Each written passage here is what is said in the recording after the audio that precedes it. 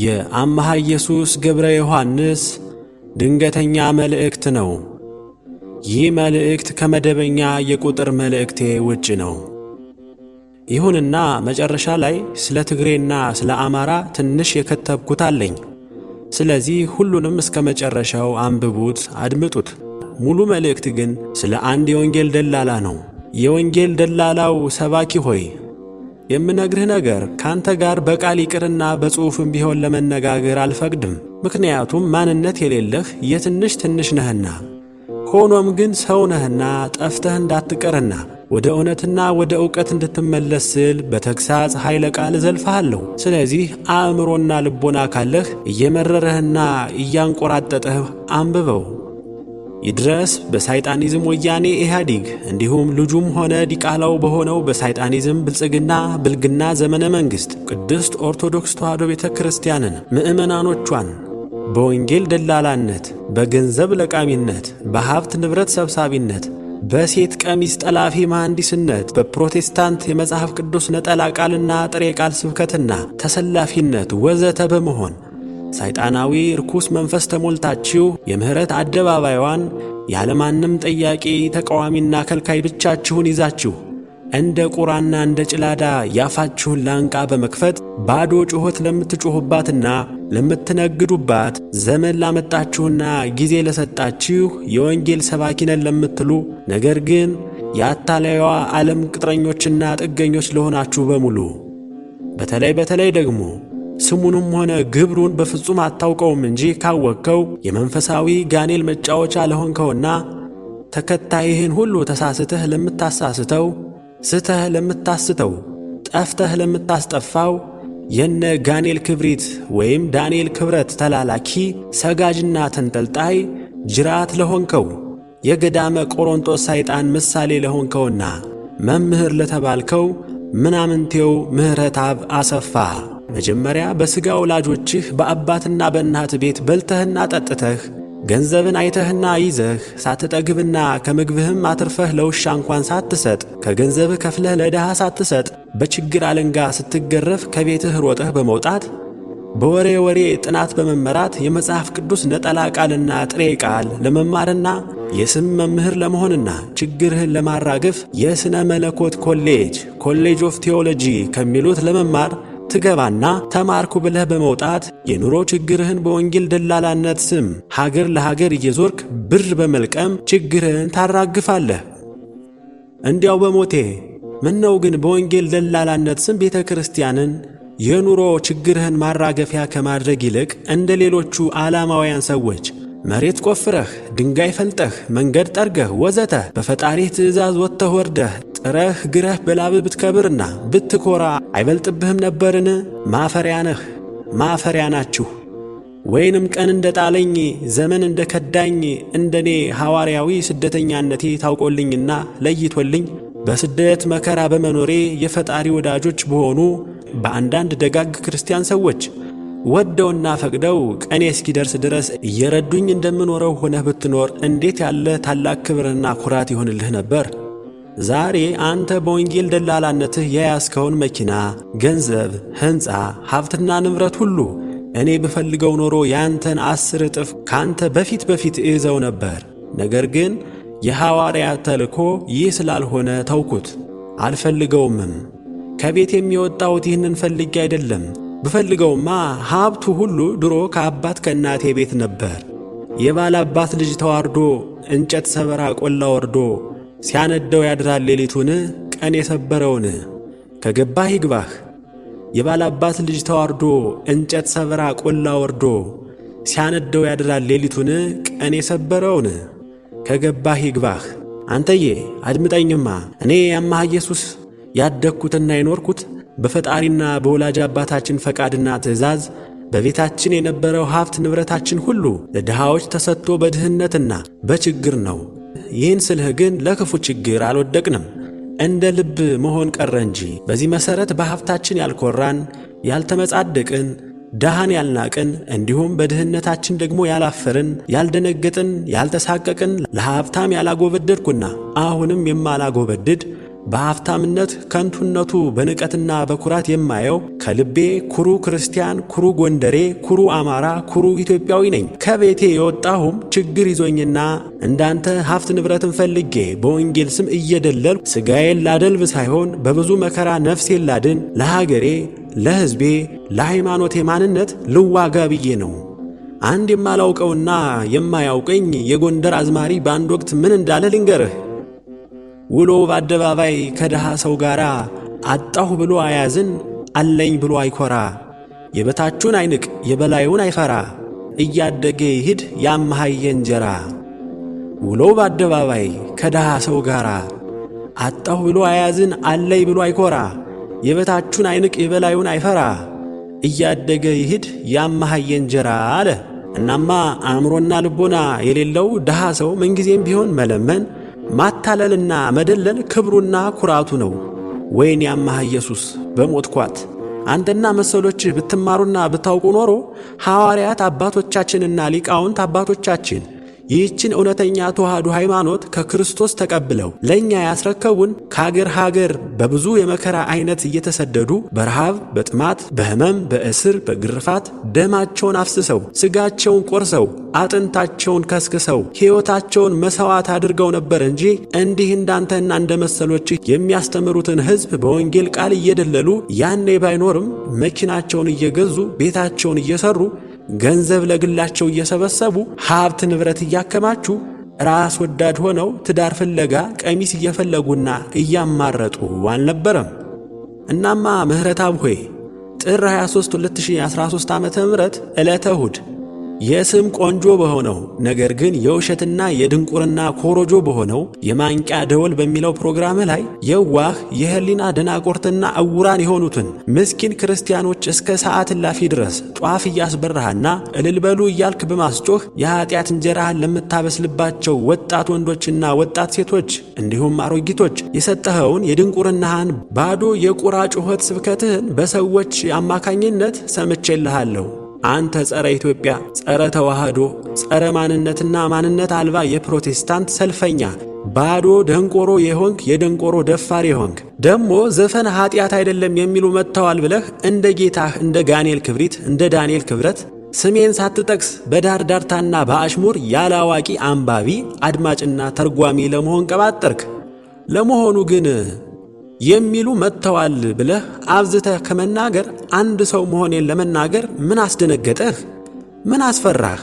ደግሞስ የተናገርኩ እስካሁን ድረስ እኔ ብቻ ነኝ እንጂ ሌላ ሰባኪ የለም። እናማ በግልጥ እንዲህ ያለው አማሃ ኢየሱስ ነው ብለህ ስሜን ለመግለጥ ምን አስፈራህ? ምን አሸበረህ? የወንጌል ደላላነትህ ነዋ።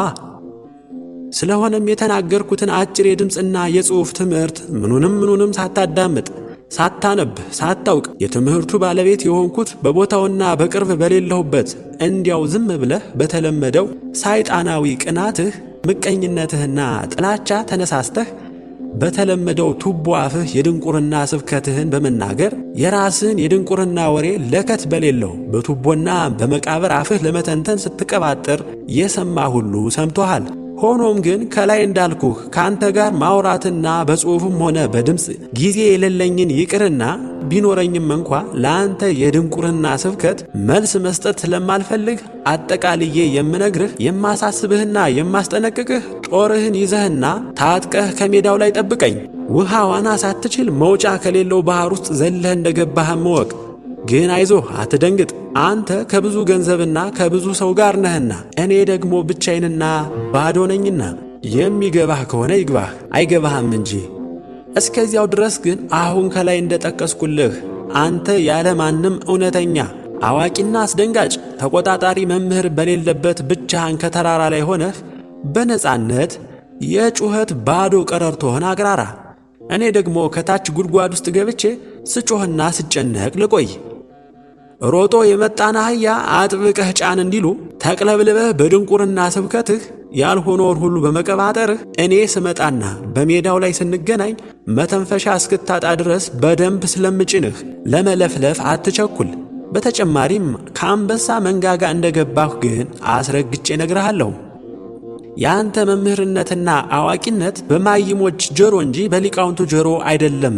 በእነሱ ጆሮማ በጣም ማፈሪያ ነህ። ግን የሚነግርህ አጣህና ከኔ በላይ አዋቂ ሰባኪ ማን አለ ለማለት ቤተ መቅደስንና ምእመናንን በባዶ ጩኸት ታደነቁራለህ። በጥቅሉ በወንጌል ደላላነት ይህችን ቤተ ክርስቲያንንና ይህንን ምእመን የምትጫወቱበት አስመሳይ ደናቁርት ሰባኪዎች ሁሉ መቼ ቢሆን የትም ብትሆኑ በምንም ይሁን በምን ያለማንም ሰው ጠቋሚና መሪ በያላችሁበት እንደ ጠጠር እንደምትለቀሙ እወቅ። የወንጌል ደላላ ከሆንክበት ከዚች ከቤተ ክርስቲያን አውደ ምሕረትም ተጠርገህ የምትወገድበት ጊዜ ሩቅ እንዳልሆነና እንደማይቀርልህ እወቅ። አሜሪካና አውሮፓ ሄጄ አመልጣለሁ ብለህም እንዳታስብ። እንኳን አንተ አንድ ተራ የወንጌል ደላላ የሆንክ ይቅርና ማንም የቤተ መንግሥትና የቤተ ክህነት ባለሥልጣናት የነበሩ ወንበዴዎች ሁሉ የትም ቢሄዱና ቢገቡ አያመልጡንም። ያኔ የእኛ እጃችን የማያጥርና እስከፈለግነው ሀገር ድረስ የሚዘረጋ ረጅም ነውና ባትሞትና ብትተርፍ ደስ ይለኛል። ምክንያቱም የእውነተኞች አምላክ መድኃኔ ዓለምና እናቱ ድንግል ማርያም ከፊታችን እንዲጥሉ እፈልጋለሁና። እኔ ያንተን ማንነት በደንብ አውቃለሁ። አንተ ግን እኔን ስሜን እንጂ ማንነቴን ጨርሰህ አታውቀኝም። ብታውቅም ወሬ ነው። ስሜን እነግርሃለሁ አሉ አፄ ቴዎድሮስ። እውነታቸውን ነበር።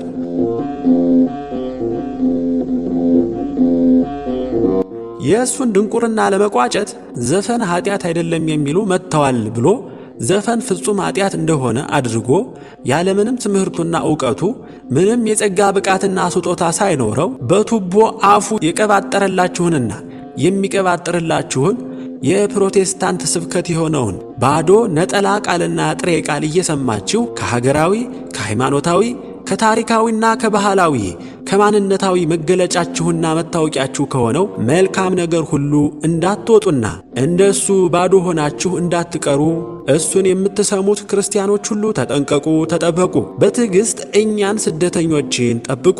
ከዚህ በፊት በመልእክቶቼ ደጋግሜ እንደነገርኳችሁ አሁን እኔ የማስተላልፈው መልእክት ሁሉ ወቅታዊ ስለሆነ ስለ ሀገራችን፣ ስለ ሕዝባችን፣ ስለ ታሪካችን፣ ስለ መጪው ሁኔታ ትንቢታዊ መልእክት እንጂ ራሱን በቻለ መልኩ ስለ ወንጌል ትምህርት አይደለምና አትርሱ።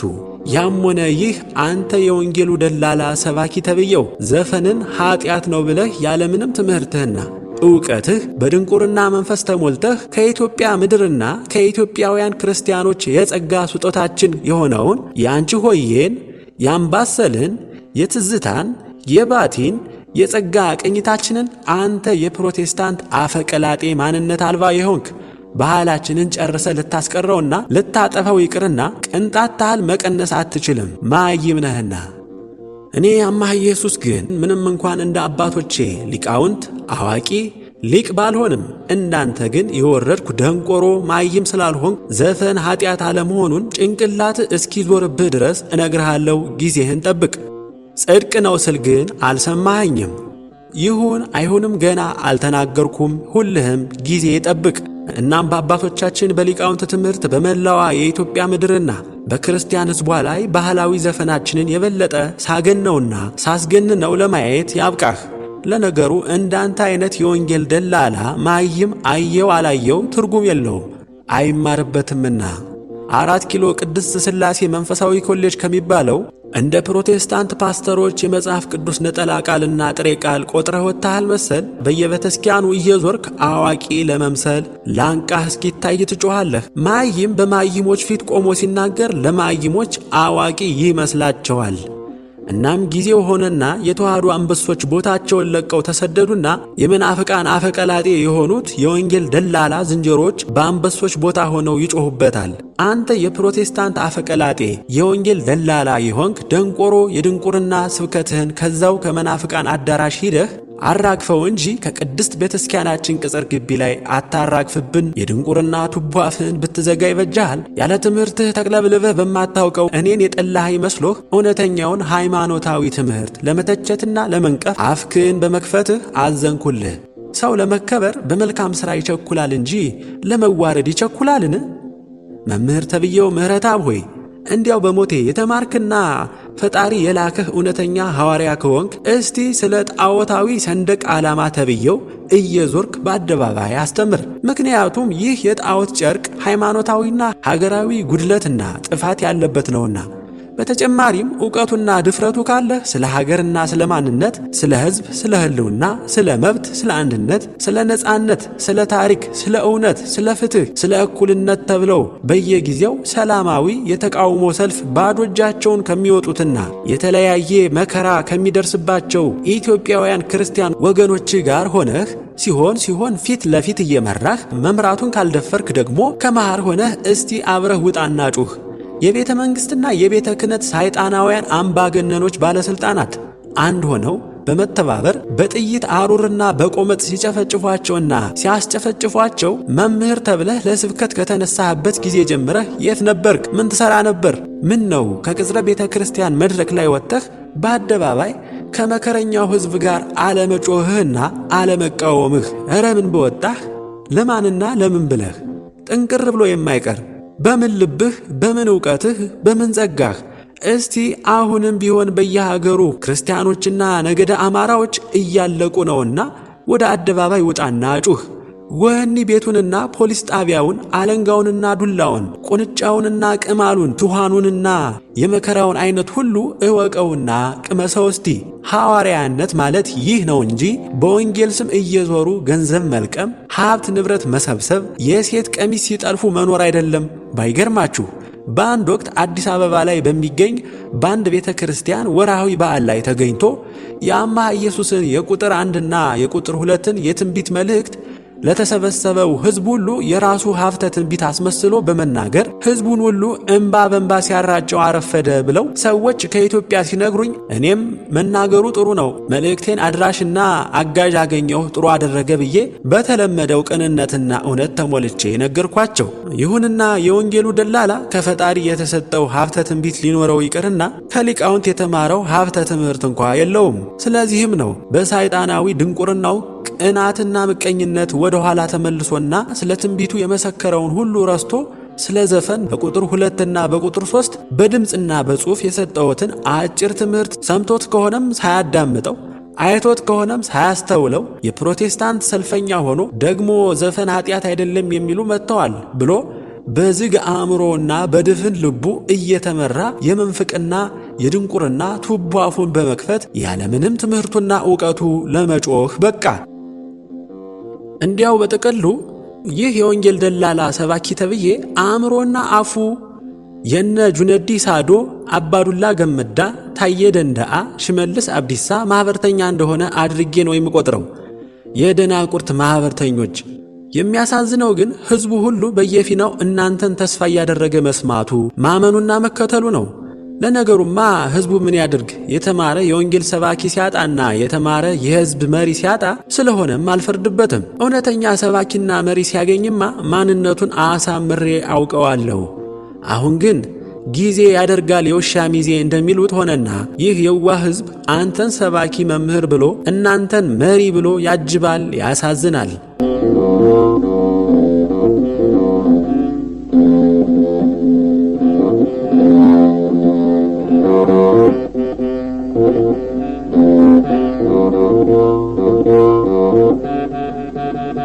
አንባቢያን አድማጭ ሆይ የሚገርማችሁ ነገር በዚች ምድር ላይ ብዙ አይነት ሌቦች አሉ። ይሁንና ዋና ዋናዎቹ በሶስት ይከፈላሉ።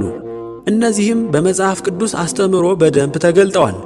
እነሱም የሚዛን ሌባ፣ የኪስ ሌባ፣ የቤተክርስቲያን ሌባ ሲሆኑ አሰራረቃቸውም እንደሚከተለው ነው። የሚዛን ሌባው ነጋዴ ሲሆን በሱቅ በሚዛን እየተመዘኑ የሚሸጡ ነገሮችን ሁሉ ኪሎአቸውን በሚዛን እየቀነሰ በማጭበርበር ይሸጣል። ይህንንም ሲያደርግ የሚያውቅበት ፈጣሪ ብቻ እንጂ ሸማቹ ሰው አይደለም። እናም በፈጣሪ ዘንድ የኋላ ኋላ የቅጣት ዋጋውን ያገኛል፣ ሌባ ነውና። የኪስ ሌባው ደግሞ ኪስ አውላቂ የሚባለው ሲሆን ይህ ሌባ ፀሐይ የሞቀው ሀገር ያወቀው ሲሆን ሲርበውና ሲቸግረው እንደ መለመንና እንደ መስራት በቀንና በሌሊት ኪስ አውላቂ ቤት ሰባሪ ሲሆን እንደ ድሉ ካመለጠ አመለጠ፣ ከተያያዘ ደግሞ የሰረቀውን ሁሉ ይመልሳል። ከዚያም ውርደቱንና ሀፍረቱን ተከናንሞ ወደ እስር ቤትና ወደ ቅጣት ይገባል። የቅጣት ዋጋውንም በሕግ በሰው ፊት ይቀበላል። ሌባ ነውና ሆኖም ግን ይህ አይነቱ ሌባ በፈጣሪ ፊት እድለኛ ነው። በአደባባይ ሌብነቱ ታውቆበት ተይዞ ተዋርዶ ከፍሎ ተቀጥቅጦ ይለቀቃልና።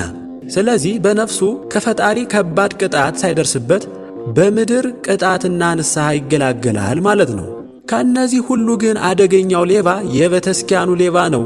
ይህ ሌባ በቤተ ክርስቲያን ስም፣ በምዕመናን ስም፣ በወንጌል ስም ምዕመናንን የሚዘርፍ የወንጌል ደላላ ይባላል። ይህም የወንጌል ደላላ በስብከት ስም የፈጣሪን እውነተኛ ቃል በአስመሳይ የእባብ መርዛማ ምላሱ ስጡ ይሰጣችኋል፣ ከሚቀበል ይልቅ የሚሰጥ የተባረከ ነው፣ ነዳያንንና ምስኪኖችን የሚያስብ ምስጉን ነው የሚለውን የመጽሐፍ ቃል በመጠቃቀስ ትንሽ እውነት ይይዝና በብዙ የአስመሳይነት ቃል በስብከት እየቀላቀለ በዚህ ሀገርና ቦታ ቤተ ክርስቲያናት ተዘርፈዋል፣ ተቃጥለዋል፣ መቀደሻ አጥተዋል፣ ተዘግተዋል፣ ካህናት ተርበዋል፣ ምዕመናን ተሰደዋል፣ ተቸግረዋል ወዘተ በማለት ጥቂት ቆሎ ይዘህ ብዙ አሻሮ ወዳለው ተጠጋ እንዲሉ እያሹ ለመብላት ማለት ነው። የወንጌልን ቃል እያሰማመረ በመናገር የዋህ የሆኑ ምዕመናንን ሁሉ በሚያሳዝን በሚያቆላምጥና በሚያታልል ቃል የሚዘርፍ የወንጌል ደላላ ይባላል። ይህም ዋናው ሌባ ነው። በዚህ የሌብነት ደላልነታቸው የኑሮ ሕይወታቸውን ያደላድላሉ። እነዚህም የዘመኑ ሰባኪ ነን ባዮች ናቸው። ይህንንም የሚያውቅባቸው ፈጣሪ እንጂ ምዕመናን አይደሉም። እረ ፈጣሪ ይቅርና እኔ ራሱ የስንቱን ሰባኪ ጉድ አውቃለሁ። እናም ፈጣሪ የኋላ ኋላ በሥጋ በነፍስ ዋጋቸውን ይሰጣቸዋል። ንጹሐንና እውነተኛ ኢትዮጵያውያንና ክርስቲያን አንባቢዎቼና አድማጮቼ የሆናችሁ ሁሉ የትንሽ ትንሽ ለሆነው ለዚህ አይነቱ ደንቆሮና እውር መምህር ተብዬ ባዶ ጩኸት ይህንን ያህል የተግሳጽ መልስ በመስጠቴ ንቀህ ብትተወውና ብታልፈው ጥሩ ነበር። ደግሞም ይህንን የጻፍክበትን ያህል በምትኩ ስለ ዘፈኑ ትምህርት እንደባለፈው ብትጽፍልን ጥሩ ነበር እንደምትሉኝ አውቃለሁ። ልክ ናችሁ። ሆኖም ግን ትንሽን ትንሽ ካላሉት የማይገባውና በስንፍናው ራሱን ከሁሉ በላይ እንደ ተራራ አግዝፎ ልታይ ልታወቅ ልኑር ስለሚል ትንሽነቱን አውቆት ዝም ቢል ብዬ በማሰብ ነውና ተረዱኝ። ሆኖም ግን እንኳን ዝም ሊል የበለጠ ይብስበታል፣ የዲያብሎስና የድንቁርና ማደሪያ ነውና። ስለ ዘፈኑ ትምህርት ደግሞ እኔ የራሴ ቦታና ጊዜ አለኝ። እናም ደጋግሜ እንደነገርኳችሁ እስክመጣና እስክንገናኝ ድረስ በተስፋና በትዕግሥት ጠብቁኝ። እስከዚያው ድረስ ግን መድረኩን ሁሉ አሁን በነጻነት የያዙት የወንጌል ደላላዎች በባዶ ጭንቅላታቸውና በቱቦ አፋቸው ያለማንም ተቆጣጣሪ ይጩሁበት፣ ይነግዱበት፣ ስተው ያስቱበት።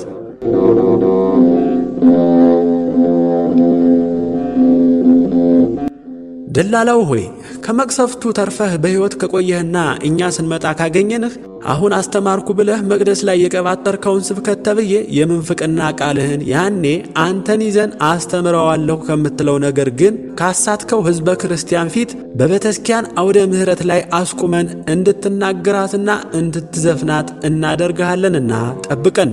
እስከዛው ግን ቀልድ፣ ሳቅ፣ አሹፍ፣ አታስፈራራኝ እንዳትለኝ። እያስፈራራው ሳይሆን እውነታውን ነው የነገርኩህ። በተረፈ ግን እሱ ስለ እኔ ምንም ይሁን ምን ቢጽፍ ገልብጣችሁ ያዙት። ሲናገርም ከሰማችሁት ድምፁን እየቀረጻችሁ ያዙት። ከዚህ ውጪ መቼም ቢሆን የትም ቢሆን በጸሎታችሁ አስቡኝ፣ አትርሱኝ። ከመላዋ ኢትዮጵያ የቤተ መንግሥት ባለሥልጣናትና ተከታዮች ጋር እንዲሁም ከመላዋ ኢትዮጵያ የቤተ ክህነት ባለሥልጣናትና አለቅላቂ ተከታዮቻቸው ጋር ከወንጌል የስብከት ደላላዎች ጋር ከመላው አስመሳይ ከሆነው ከኢትዮጵያ ሕዝበ ክርስቲያን ጋር ለ30 ዓመት ዕድሜን ሁሉ ማለት ይቻላል በጦርነት ውስጥ ነኝና ያለሁት። ታዲያ ከሁሉ ጋር ተጣልተ ከማን ጋር ልትኖር ነው? ለማንስ ልትኖር ነው እንደምትሉኝ አውቃለሁ። የምኖረውማ ብቻዬን ሆኜ ከእውነት ጋር ነው፣ ለእውነትም ነው። ደግሞም ብቻዬን አይደለሁም አልሆንምም። ከእውነት አምላክ ከመድኃኔ ዓለም ጋር ነኝ። ደግሞም ከሁሉም ጋር አልተጣላሁም አልጣላምም።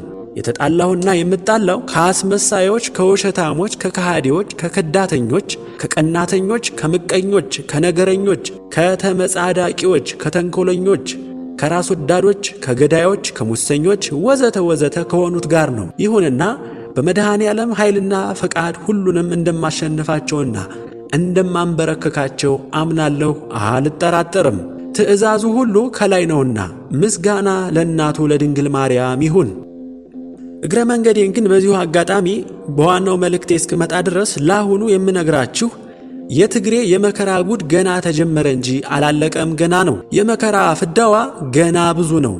ኢትዮጵያንና ኢትዮጵያውያንን በተለይ ደግሞ አማራን፣ ወልቃይትንና ራያን ለ47 ዓመት ግፍ በሰራችበት ልክ ዋጋዋን እጥፍ እጥፍ ከፈጣሪ ትቀበላለች፣ አይቀርላትም። ለዚህም ጥቅምት 23 2013 ዓመተ ምህረት ዕለተ ዓርብ ከቅዱሳን ስውራን የመጣልኝ መልእክት አሁን እንደምታየው የትግሬ ነገር አንተ አስቀድመህ እንደተናገርከው እየሆነ ነው። አወይ ትግሬ መከራዋ መጨረሻዋን ያየ ተብለሻል። ደግሞ እኮ አሁንም አያፍሩም። ወልቃይት ሁመራና ራያ የኛ ነው ይመለስልን እያሉ እንደ ፍየል ይጮሃሉ። እንዲያው የአእምሮአቸውንና የልቦናቸውን የማሰብ ዝቅጠት የሚመረምራቸው ሐኪም የለምን? እንኳን አሁን ባለፈውም ቢሆን የእናንተ የመሰላችሁ በቅዠት ነው እንጂ በእውነት አይደለም፣ ያውም መጥፊያችሁ ሊሆን። ትግሬ ሆይ ዝም ብለሽ ከዚህ በፊት በቁጥር 1 መልእክቴ እንደነገርኩሽ ድንጋይ ተሸክመሽ መድኃኔ ዓለምን፣ አማራን፣ ኢትዮጵያን ይቅር በሉኝ ማሩኝ ብትይ ይበጅሻል። ሌላ አማራጭ የለሽም። ነገርኩሽ።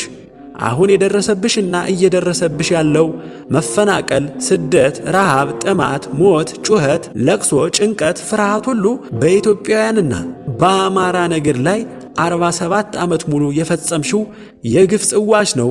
ስለዚህ ገና አዙሮ እስኪደፋሽ ድረስ ትጋቸዋለሽ። አንቺ የፈርዖን ልጅ፣ የተናገርኩት ትንቢት ሁሉ ደግሞ አልፎ አልፎ ተጀመረ እንጂ አላለቀም። ተፈጸመ ሊባል ቀርቶ ገና አልተጀመረም ማለት ይቻላል። ገና ምኑን አይታችሁት? ጉዱ ብዙ ነው። ንጉሡና ጳጳሱ እስኪመጡ ድረስ በኢትዮጵያ ምድር ሁሉ ሰላም የሚባል ነገር የለም፣ አይኖርምም። ባዶ የሰላም ተስፋ አትጋግሩ፣ አትልፉ። እያንዳንድህ ሁልህም ዋጋህን ትቀበላለህ። ስለዚህ አሁንም ደግሜ እላችኋለሁ፣ በአረብ ምድር የምትኖሩ ኢትዮጵያውያን፣ ከዚህ በፊት ያልተመለሳችሁ ክርስቲያንና ሙስሊም ወገኖቼ፣ የምትጠሉኝም የምትወዱኝም ሁሉ ወደዳችሁም ጠላችሁም አሁን ጠቅልላችሁ ወደ ሀገራችሁና ወደ ወገናችሁ ብትመጡና ብትገቡ ይበጃችኋል። ተው ስሙኝ፣ ኋላ መንጫጫቱና ማልቀሱ አይጠቅማችሁም። ይህንም አይታችሁታል፣ እያያችሁትም ነው፣ ገናም ታዩታላችሁ።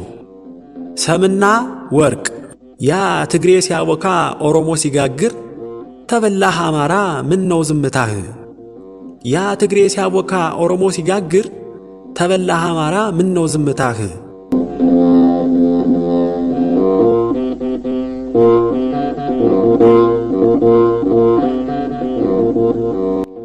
ማጠቃለያ። አሁንም ደግሜ እላለሁ፣ በመላዋ ኢትዮጵያ ምድር የምትኖር የአማራ ነገድ ሁሉ፣ በአዲስ አበባ የምትኖር ነገደ አማራ ሁሉ፣ እንዲሁም ሌላው ሕዝብ፣ አራቱ የአማራ ክፍለ ሀገራት ሁሉ፣ በተለይ ደግሞ የበጌ ምድር ጎንደር ክፍለ ሀገር ሕዝብ ቀንና ሌሊት ከመድኃኔ ዓለም ጋር ሁነህ መሳሪያህን ይዘህና ታጥቀህ በንቃትና በተጠንቀቁም ብያለሁ። ሳታስበው ልትቀደም ነው። እናም ቅደም እንጂ እንዳትቀደም ነገሩን ሁሉ ከፊት ታየዋለህ። ከዚህ በፊት በመልእክቶቼ የአብይ አህመድን መንግሥት አትመኑት፣ በቃሉ ኢትዮጵያ ኢትዮጵያ እያለ እየሸነገለ በሥራው ግን እያቆሰለ ገና ያንጫጫሃል። ለአገር ውጭም ሆነ ለአገር ውስጥ ጠላት ለጥቃት ያስቀድማችኋል፣ ያስጠቃችኋል ብዬ ይኸው ያልኩት አልቀረም። ለሱዳን አስወረራችሁ፣ በጉሙዝ አስጨፈጨፋችሁ፣ አፈናቀላችሁ፣ በኦሮሞ አስገደላችሁ፣ አፈናቀላችሁ። አብይ አህመድን ልታምኑትና ልትዘናጉ ይቅርና የአማራ ክልል መንግሥት ባለሥልጣናት የሚባሉትንም ሁሉ አትመኗቸው፣ አትታመኗቸው ብዬ ነግሬያችሁ ነበር። ምክንያቱም ትናንት የትግሬ ወያኔ ባሪያዎች ነበሩ፣ ዛሬም የኦሮሞ ብልግና ፓርቲ ባለሥልጣናትና ባሪያዎች ናቸው። ስለዚህም ነው በወለጋና በቤኒሻንጉል ወዘተ የአማራ ነገድ ይህ ነው የማይባል የመከራ ግፍ ሲቀበል እየሰሙና እያዩ የውርደትን ዝምታና ተሸናፊነትን የመረጡ። ለነገሩ ግን የአብይ አህመድ መጥፊያው ቅርብ ነው፣ ያውም አወዳደቁ በጣም የከፋ ነው። የአማራ ጠላት የሆነ ሁሉ ምንጊዜም ዕድሜ የለውም። አማራ ሀገር ጠባቂ የሆነ የእግዚአብሔር ሕዝብ ነውና።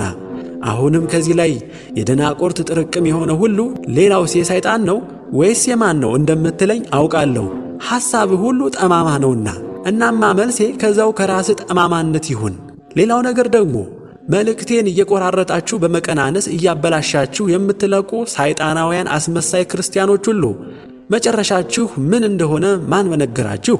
የትም ኑሩ የት፣ ምንም ሁኑ ምን፣ መቼም ይሁን መች፣ በምንም ይሁን በምን አንታወቅም፣ አንገኝም፣ አንያዝም ብላችሁ ማመን ይቅርና ማሰብ ማሰብ ይቅርና ማለም እንደማትችሉ አስረግጬ ነግራችኋለሁ። በያለህበት ያለምንም መሪና ጠቋሚ እንደ ጠጠር ትለቀማለህ።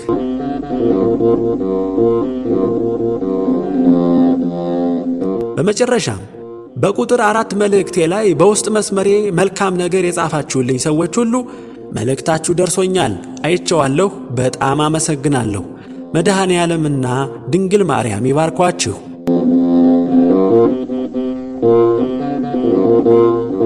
ተጻፈ ከአምሃ ኢየሱስ ገብረ ዮሐንስ ባህር ማዶ የካቲት 12 2013 ዓመተ ምህረት